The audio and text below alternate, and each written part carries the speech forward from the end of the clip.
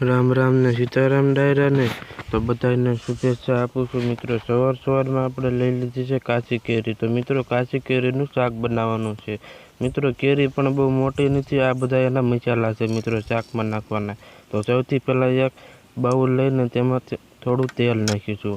तेल नाखीने तेने राय अने आखा जीरा वडे तेनो वघार करवानो छे। आखुं जीरुं नखाई जाय त्यार पछी वघाणे पण मित्रों नाखी शकीए आपणे। ये बधुं नाखीने मित्रों आपणे मसालो पण बधो नाखी दीधो, तमने पहेला बताव्यो तो ई। त्यार पछी मित्रों आ केरी बहु मोटी नथी लीधी, नानी मापसरनी छे, मतलबमां 2 થી 3 इंचनी छे केरी। तमे कांई बीजुं न समजता, आ छे आपणी લીલી केरी। मित्रों आनुं शाक बनाववा माटे सौथी पहेला आ बधी रेसिपी तमे जोई लो। मित्रों कांई वस्तु काची न रहेवा देता, नकर शाक सारुं नहीं बने। मित्रों આવી રીતનું બધું પાકી જવું જોઈએ, કેરી પણ કલર ફરી જવો જોઈએ। ત્યાર પછી મિત્રો બધું પાકી જાય ત્યાર પછી આપણે તેમાં સૌથી પહેલાં મીઠું નાખીશું। મીઠું હંધું ભેગું કરીને હંધું ભેગું થઈ જાય, મળી જાય મતલબમાં, ત્યાર પછી તેમાં હળદર નાખીશું। હળદરને પણ થોડો કલર આવે એટલી હળદર નાખવાની, બહુ ઝાઝી ન નાખતા, નકર પાછું બાળું થઈ જાય છે મિત્રો આ બધું બનાવવા માટે સાચું તો વઘારનું જ હોય છે।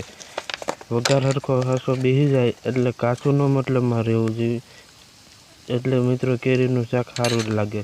ત્યાર પછી તેમાં આપણે મરચું નાખીશું। તમે જેટલું તીખું ખાતા હોય એટલું જ મરચું નાખજો પાછા। તમે એમ ન કહેતા કે એટલું બધું મરચું નાખી દીધું।